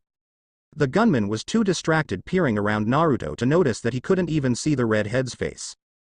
Besides his mouth, and the man wore a stiff, toothy smirk. "Gimme money and scram, shithead." He looked around Naruto again and licked his lips at Raven, who was staring back at him from her place by the wall, on the ground, with a raised eyebrow and a hinting smirk of her own, already predicting the end result of the mon's obviously lecherous intentions, whether or not her father intervened. Naruto kept his hands raised and shook his head. "I am afraid I can't do that, stranger. You see, she's quite important to me." "Ah, fuck it," the man spat. Bang, bang, bang. Silence. Thin white smoke wafted out from the tip of the man's gun. Naruto, still standing where he was, dropped his arms and opened his right palm for the gunman to see. "I think you dropped these." 3 smoking hot lead bullets sat in his hands and the man's eyes widened in shock. You really should lose them, they look important," Naruto commented and closed his fist. Black smoke wafted out from the sides and he opened it again to show that all of the lead bullets were welded together into one smooth ball. His hand closed into a light ball with his thumb behind the marble, holding it like he was about to flick a marble. The man wobbled back as Naruto's eyes became a darker shade of blue and he smiled wider. He wildly waved his gun at Naruto and yelled, "Stay back. You can have it back." He flicked the lead marble and it cracked through the sky so fast Raven winced as the air shattered. There wasn't a head left on the gunman's head and Naruto turned back to her as the potential rapist's headless body fell back. "I might have overdone it." She looked at him incredulously, saying with thick sarcasm, "You think? I didn't notice." He helped her to her feet and held her hand as her legs wobbled, releasing it only when she insisted that she was fine. She picked up her sealing scroll and slung it over her torso, checking to see that her sword was still strapped onto her hip. She idly noticed as her father walked to the entrance of the alley and she asked, "What about the body?" "What about it?" He answered without looking away. Observing the city with curious eyes, It certainly won't be the first time he had been to extremely advanced civilizations, and there were a few he could list off in his head that were better than this city. But the place got his attention: metal boxes with tires of different colors and sleek design, of which Naruto recognized to be cars, zipped up and down the street with people inside them. A yellow-designed car stopped by the alley and picked up a man and his 6-year-old niece. Zooming off to wherever they were going to, the people paid him no mind, even though only his head showed from the slight darkness of the alley. And he felt that it was a regular occurrence for people to be standing in alleyways. Across from the alley, 2 buildings to the right, was a white and gray marble and cement building. The Primordial squinted his eyes at the block writing at the top of the building, accessing his vast pool of knowledge he had gathered from multiverse traveling and eating, and easily recognized that the letters were in English, a language that his daughter didn't know. They weren't even speaking English now, they were speaking an old form of Japanese, according to his investigations in another universe. He noted to himself to fix that so Raven would understand. The building sign read Jump City Bank. The people walking around it wore casual or corporate clothes, the latter of which almost resembled Naruto's clothes, albeit they didn't wear hats and weren't pinstriped. Simply put, they didn't look like gangsters but normal businessmen and women. The people of Jump City, from what Naruto had gathered, weren't wearing anything that different from a country he once went to simply sight-see called Wakanda, though they also wore native clothes. More on that later. We can't just leave him here. Do you want to give him a funeral? He mocked over his shoulder, running through ways of finding Trigon through his mind, plans that didn't involve him going all out or even using more than 10% of his power. The girl stuck out her tongue cheekily. I was thinking we burn him and cover our tracks. The sounds of gunshots and the shattering sound after Naruto flicked the lead ball faster than the speed of sound was carefully muffled by the expert Kunoichi. Make it quick, he answered, and then added as she began flipping through hand seals for a fire jutsu. And no fire jutsu, just bury him and clean up. She grumbled and stopped her hand seals before she could blow out a column of dark purple fire from her mouth. Fire that would have been noticed from outside. Alright. She started a new set of seals, one for an earth jutsu, and shifted the ground so that it easily hid the headless body of the dead gunman. A water jutsu washed the blood off the walls, and another earth jutsu pulled the concrete back to reveal the earth under it as well as the body, and the water seeped into it. After it was gone, she covered the earth with the concrete and sealed up the cracks, for the lead ball embedded in the wall at the end of the alley, that thankfully hadn't broken too deep inside, was stowed away into her storage scroll. She went up to her father and gazed with wide eyes at the spectacular view before her. Gleaming high-rise buildings, neat tarred roads, metal vehicles ambling up and down the road with people of all kinds walking on the pavement on either side of the road. She shook her head when she remembered the mission and asked, "What's the next step?" Naruto snapped his fingers and the metal bin of her sick crumpled up into itself, popping out of existence a second later. He replied, "We learn about this new world and find that bug that tried to kidnap you." "Learn about this world? We need a quick way for you to learn English." "English?" The man groaned. "Are you a parrot? We don't speak the same language as these people." He led her out of the alley and their mode of dressing immediately caught their eyes. A tall man wearing a black with red flames cloak with suit pants and black shoes with a wide-brimmed hat on his head and red gloves on his hands. And a girl that was just a few inches shorter than him wearing a dark purple cloak with shorts and leggings with black-heeled sandals. Wearing a hoodie over her head that covered her face except for her mouth, like the man. Their dark and ominous demeanor made the people start inching away from them. Naruto led the girl down the sidewalk and right into a convenience store, where he ushered her to the end of the store. She noticed how the cashier became swirly-eyed as they entered and how he shook off his dizziness as they left. The man picked up a random box of cereal and gave it to her. "Read this." She looked at the box and all she could see was a mess of letters and colors. "I have no idea what it says." "Exactly." He took back the box and placed it back on the shelf. "Most of the places I've been to speak English, so I don't have a problem understanding and speaking it, but you on the other hand have never ventured out of the elemental nations." He then swept his hands over their clothes and added, "Plus, we don't exactly blend in. What do you suppose we do?" He looked at her to provide a solution of her own. Even if he had a few in mind, it was so that, when she got better in controlling her powers, he could trust her alone to travel to other universes and work as his herald. That way, she would quickly adapt to the strange traditions of the people she encountered there. She scratched her chin and looked at her clothes, not finding how strange it was to be donning her combat wear, a massive sealing scroll and a black, smoking blade, but going with it mainly because her father was well-traveled and this was her very first outing. "We could use transformation jutsu to change our clothes." "Good." He snapped his fingers and his clothes changed. He was now wearing a long-sleeved dark red shirt and casual black with red sneakers. He had on a black baseball cap on his head and still had red gloves on his hands, the simpler the better. Transformation technique, she whispered, and a small plume of dark purple smoke burst over her. She did so after she caught sight of a blonde girl about her age walk on the other side of the aisle from them. She was now clothed in a slim-fitting short-sleeved black shirt with a short purple skirt and black leggings with purple sneakers. Her scroll was gone and her sword was also gone, hidden under the illusion. "How's this?" He gave her a thumb up and they walked out of the store. He whispered to her as they passed by the dazed cashier out of the store. "Now, the language barrier. The best I can come up with for that is finding a library and letting my clones run wild. That'll take too long. Do you have any better suggestion?" He and his daughter walked down the street, towards a bookstore that was surprisingly close by. "As a matter of fact, I do." He opened the door and she entered after him. He stopped at the front door and the few people inside became glassy-eyed.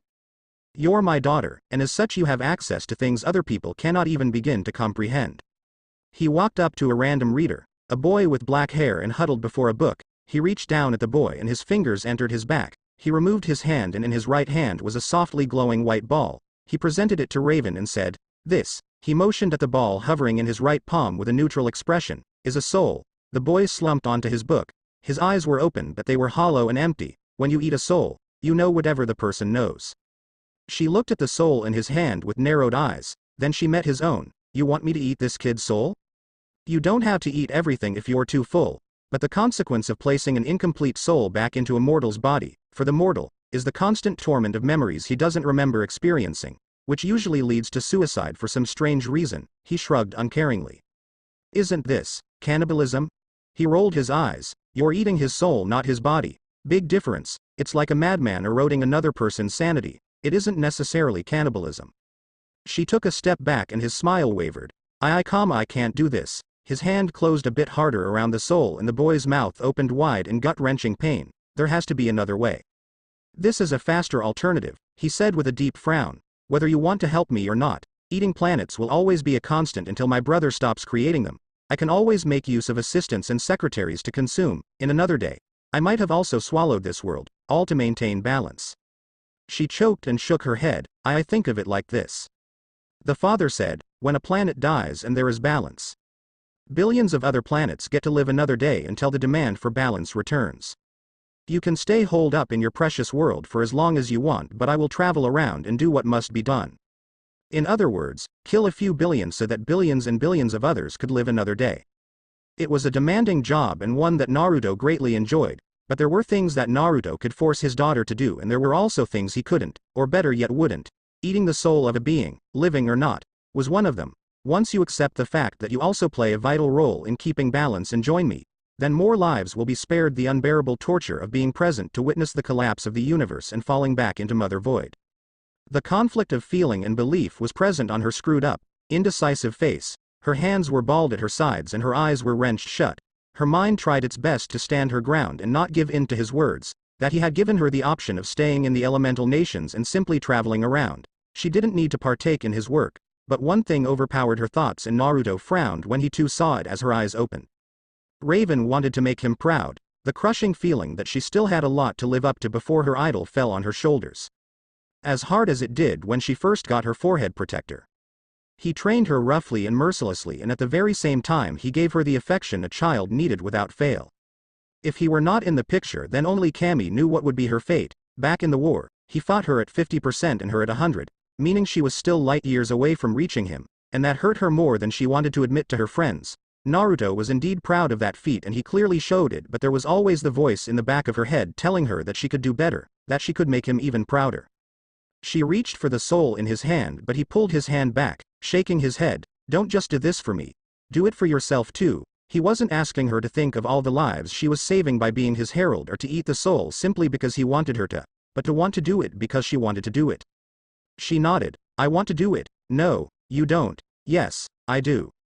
He hummed and shook his head again. "No, you don't." "Yes, I do," she fired back. "Why?" "I want to get stronger." "You're not ready," he said and threw the soul back into the boy's body. He held up his hand when she was about to open her mouth to chew him out. "You're not ready." He pointed at a row of books and 10 of them flew at him. 5 were dictionaries, 3 were fictional novels and 2 were encyclopedias. He dropped them in her hands and pointed at a free seat besides the boy he was previously about to kill.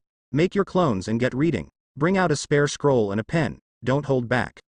She complained sourly under her breath and complied with his order. As she studied, Naruto idly began tinkering with his phone, chatting with his older brother, who he hadn't seen since they first separated. Time entered the conversation and all 3 siblings were united once again, albeit on a group messaging network. He kept an ear out for when his daughter, or any of her clones, asked him a question. 40 minutes after Naruto and Raven appeared. Titan's Tower. Robin paced in a circle in the living room of the Titan's Tower. His arms crossed but his right index and middle finger perched under his chin as he thought.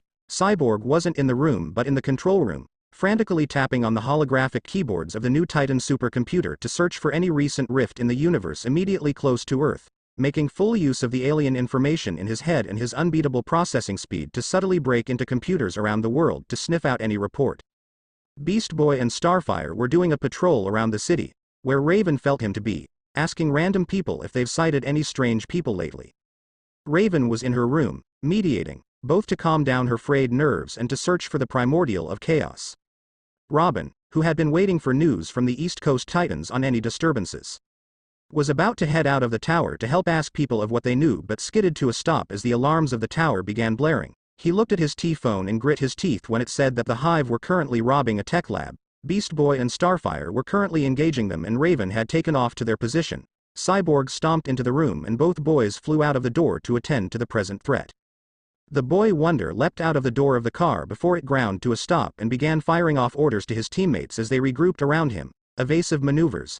Beast Boy, Raven and you two lead them away from the building to Cyborg and Starfire. You two will round them up as soon as we meet up. They nodded and went about their assigned functions like a well-oiled team, which they were not yet, anyway. The Jump City Tech Lab was located a fair bit away from the city and in a deserted, heavily guarded patch of land that was governed by a private firm named Top Tier Tech. Secretly funded by Bruce Wayne, it was a large institution that was managed by Jump City's brightest minds that restlessly studied and invented technology and supplied them to well-established crime fighters. Like the Teen Titans and the Justice League, it was also an academy, where promising minds were nurtured and taught. Up until that moment, the guard rotation comprised of some heroes and civilian guards, but the heroes had been pulled away from the facility for other functions and the civilians were less than prepared to guard the lab. The Titans were now in charge of the facility's security. Jinx grinned savagely and fired off beams of pink energy at Beast Boy and Robin tackled the green teen out of the way, flipping over the changeling and diverting the witch's attention towards him. He ducked behind the titanium front door of the facility and grunted with each blast from the girl, until it was stopped by a properly timed blast of energy from Raven. The ground trembled as Beast Boy roared, running towards Mammoth before his body rippled and he transformed into a bull. Both opponents bashed heads and it was broken up when Raven shifted the ground beneath Mammoth back, making him slip and subsequently flung away by the green bull. The boy turned on his hooves and slammed his feet into Billy Numerous as the teen attempted to overcome him with numbers, casting the boy away in Mammoth's general direction. Robin dropped down behind Seymour and the one-eyed boy deftly hopped back, firing off beams of lethal energy at the boy Wonder. He dropped onto his right knee when the boy skimmed away from the attack and turned around, shooting Beast Boy in the face with his eye attacks. Azareth Metreon Zinthos. He winced and rolled to his side as balls of darkness rained down from the sky on him, losing sight of Robin and exclaiming in surprise as Beast Boy rammed into his shoulder a moment later. The bright morning sun gleamed in his one eye as he soared in the air and he closed it with a wince, crash landing on the tarred ground. He made to get up but was forced back down onto his face by a firm foot. Stay down, kid. Kid? He shifted his head to look forward and his eye enlarged when he saw his teammates and Cyborg and Starfire fighting with a girl. She was in a purple hood with black flames at the bottom of her cloak that flapped around as she moved at impossible speeds, so quick that his quick eyes couldn't note down any other thing from her before he fell into the painless darkness of being knocked out. Cyborg fired relentlessly after the blurry figure and stopped just in time before his beams hit Starfire. His fist swept to his right side as his sensors warned him of an imminent attack. Missing Raven by a mile, the girl rolled under the blow flawlessly and her left heel slammed into the small of his neck. He made to bonelessly fall down when his central movement center was shattered, needing a reboot before it would come back online. His eyes bugged out when he felt dainty hands grab onto the sides of his torso and turned him in Starfire's direction as the alien girl fired green beams from her hands. Two thunked into the cyborg before the girl stopped with a horrified gasp. Cyborg. The hood-wearing girl spun around and threw the metal man at the alien, and Starfire caught her friend desperately. The dark-skinned teen had long since passed out from the girl's attack, and she wailed with devastated green-lit eyes when she thought that he was dead. Cyborg burst into a plume of dark purple smoke, and a pair of arms shot out from the smoke, wrapping around the girl's neck, and a pair of legs wrapped around Starfire's torso. Raven shushed her and tightened her sleeper hold when the alien began screaming, flying erratically to shake off the hood-wearing kunoichi. "Go to sleep, go to sleep, go to sleep," she hissed into the redhead's ear and violently yanked back as Starfire made to dive onto her back from the sky and crush Raven on the ground. The chunin kunoichi's quick reaction crash landed the red-haired girl into the black tarred road face first. She was knocked out as her head smashed into the solid ground. Raven kept her limbs around the unconscious girl for a few more seconds before she released her, now sure that Starfire was fast asleep. The kunoichi dusted down her pants and boredly watched the equally unconscious bodies of the Hive Five, laid messily on the ground in various positions. Mammoth had his head stuffed into the ground. Gizmo spread eagle on his back. Jinx was propped up against Billy Numerous, back to back, and now Seymour was prone on his belly under Naruto's foot. The girl looked to her father and asked, "How was I?" "You did great, kid." Either these humans weren't unbelievably soft or his standards were unbelievably high. Naruto wasn't under the henge anymore. Which ones smell more of that rat? Raven's lips screwed to the side before she poked her foot on the side of Starfire's head and pointed her thumb over her shoulder at Cyborg. "They all do really, but this one and that guy seem to smell stronger." "Alright, seal them up and we'll interrogate them later." She bent down on her knees and brushed her right hand on the scroll on her lower back, removing a small piece of paper with the seal for oxygen written on it. She placed it on Starfire's back and then sealed the girl into an infinite pocket dimension storage seal on her right palm. Without the oxygen seal, the alien girl might not survive the airless storage dimension. As she made her way to Cyborg to seal him up as well. And Naruto contemplated he eat Seymour's soul because he also smelt of Slade. The girl dove away as a black bird screeched down from the sky. Naruto sighed and ignored the rest of the Teen Titans as they rushed towards them. The plan had been for Raven to test out her skills against the world's heroes, as they were called. It was proposed by her and her father didn't mind much. The side advantage would be that they could interrogate any of these heroes on the whereabouts of Slade in the most blood-curdling way possible, until they got their answer or at least a clue on who knew where Slade was. Robin bolted to Raven, wielding his boy staff. The kunoichi could feel the wrath flowing off his body and it made her scoff. She blocked his staff with the palms of her hands, swiftly blocking the metal staff without so much as a wince of pain.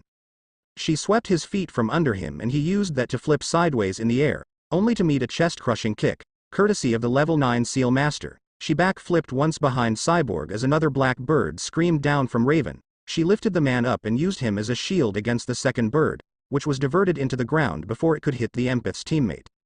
Meanwhile, Naruto cracked his neck once and lifted Beast Boy up from the ground by his green hair, driving his knee into the boy's stomach with unforgiving strength and dropping him onto the ground once again, writhing in sheer agony. Suddenly, there was a thud in the back of his mind when he felt the all-too-familiar feeling of his daughter accessing her nine-tailed demon half, but he knew as a fact that it wasn't Raven because the girl made it a point to not use the demon unless the threat was certifiably double S rank. His head moved up and he froze when he saw Raven Roth, levitating in the air with her dark purple cloak open as if they were wings and her hands glowing with dark magic. Her eyes were blood red with fury and there were thin veins along on her neck, itching to fire off curse after curse at the other cloaked girl using Cyborg as a human shield.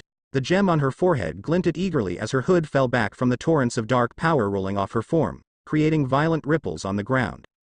It seemed that Raven was also thinking the same thing as her father. What the hell? Father and daughter muttered in sync. Their eyes met when they noticed this and they both visibly refrained from yelling Jinx.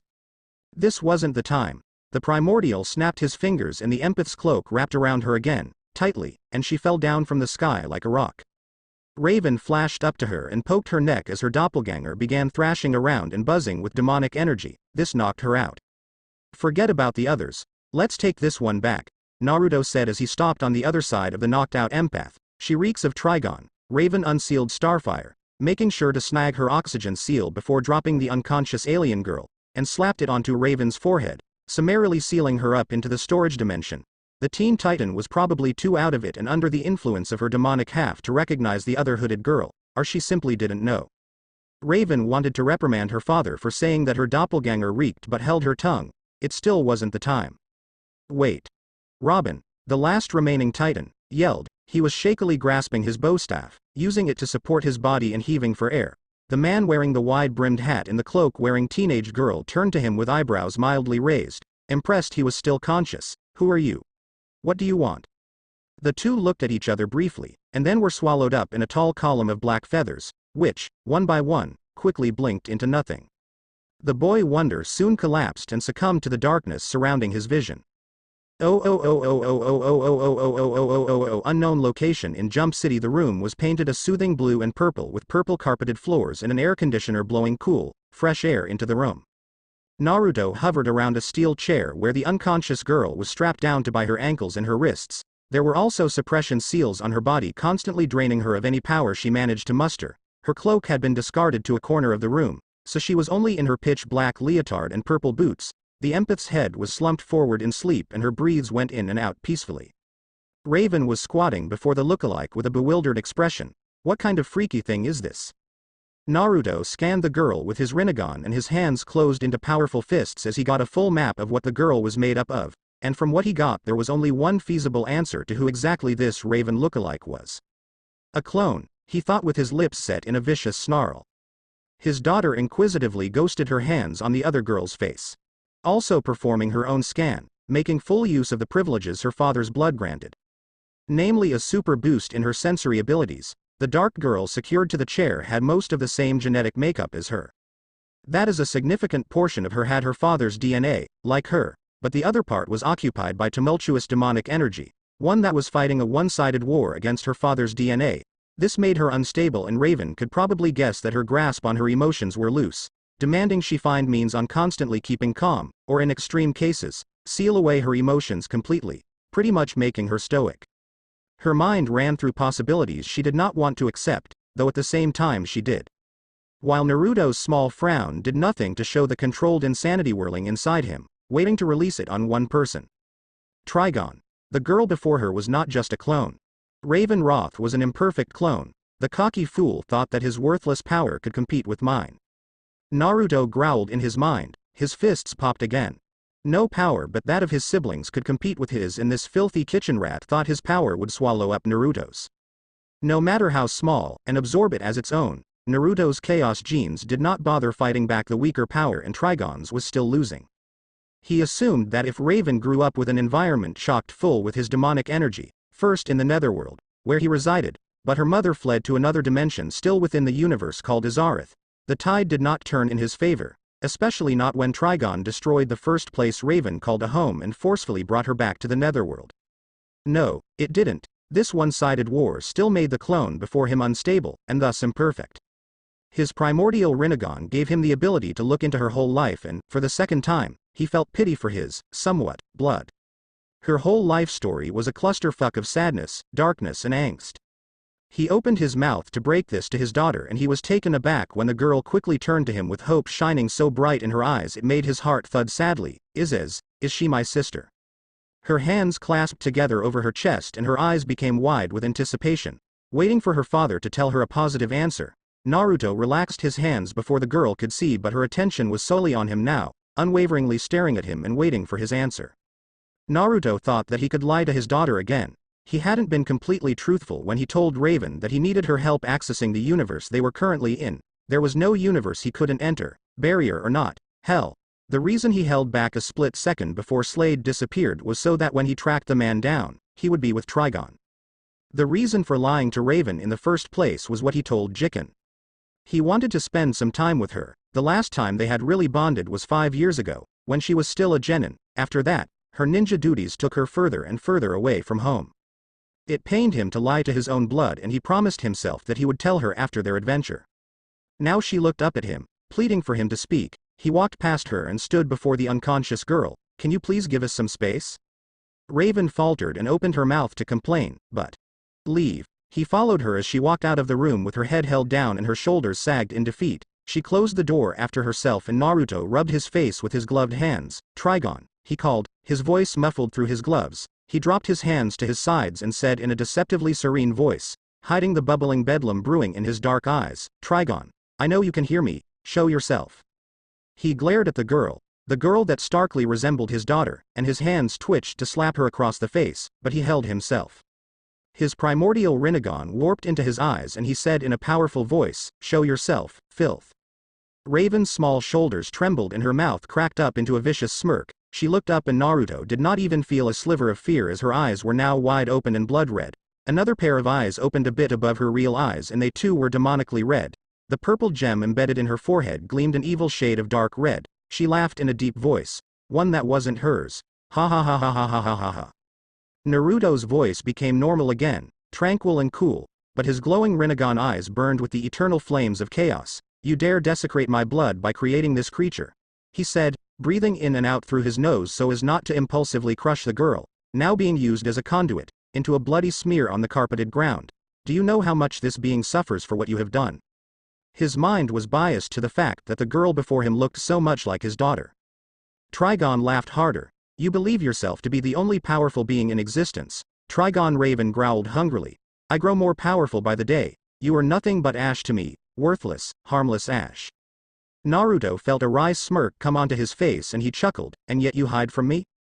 The unafraid, insane laughter of the possessed empath was his answer, so Naruto raised his right hand and placed his pointer finger on his lips, instantly shutting the demon up. He spoke in a gentle tone, one that betrayed nothing he really felt. "I will give you this one chance to submit yourself to me, Trigon," he started, pushing his hat back so that the demon could see his face. The red eyes of the demon faltered as he glared into the unmatched by any lesser being eyes of the primordial of chaos. Seeing his former master's dark face and terrifyingly serious face. "Or I will find you, and I will break you," his snarl perfectly telegraphed to wherever Trigon was and the intergalactic demon sat slightly away from Naruto's pulsing eyes. "I will make you watch all you have built crumble into dust and I will rip you limb from limb. I will set your corpse on fire, piss on your body and feed your festering carcass to the maggots and the vultures." Trigon reared back and tried to look away from his former master. Naruto's hands again twitched violently, this time to grab Raven by her neck and force her to look at him. So he could stare deep into the demon's eyes and show that when a primordial was serious, nothing in hell, heaven or on earth would stop him, or her. Raven's neck snapped to Naruto, using his infinite control over gravity to do so and ensuring the clone's neck did not snap due to whiplash, making sure that all four red eyes of Trigon were open. "And I will not allow you to die until I want you to die." There was no mistaking it now. Naruto did not hold back his bloodlust anymore. It was one thing to use his daughter's genes to make a clone, it was another for the clone, made in his daughter's image, which was Kushina's image, to suffer an eternal battle with herself. "Come now, Trigon, and you will be granted a relatively quick death." At his current state of chaotic insanity, he couldn't ensure that the quick death would be at all painless. Naruto, for his anger, knew the demon's answer before it was even voiced. "My ultimate rise is coming. You cannot stop it." The demon, Trigon, growled as he met Naruto's eyes with a wide grin. "Come and find me, wretch," and he was gone. Raven's head slumped back down as she passed out from strain. Naruto's hands blazed up and the ferocious nibby claws they had shifted into barely got an inch close to her head, ready to burn her face off with blue hellish flames. Before he stopped himself again, his fingers creaked as he fought to close them, transforming his feline hands back to normal and balling up all the fire in his eyes back under control. He closed his eyes and straightened up from his hunched position, then opened them again. They were peacefully blue. "Fine," he muttered, straightening his impossibly neat suit with his stiff hands. He cracked his neck and anyone that could have heard it would have shuddered at the phantom pain. "Have it your way. Thanks for watching."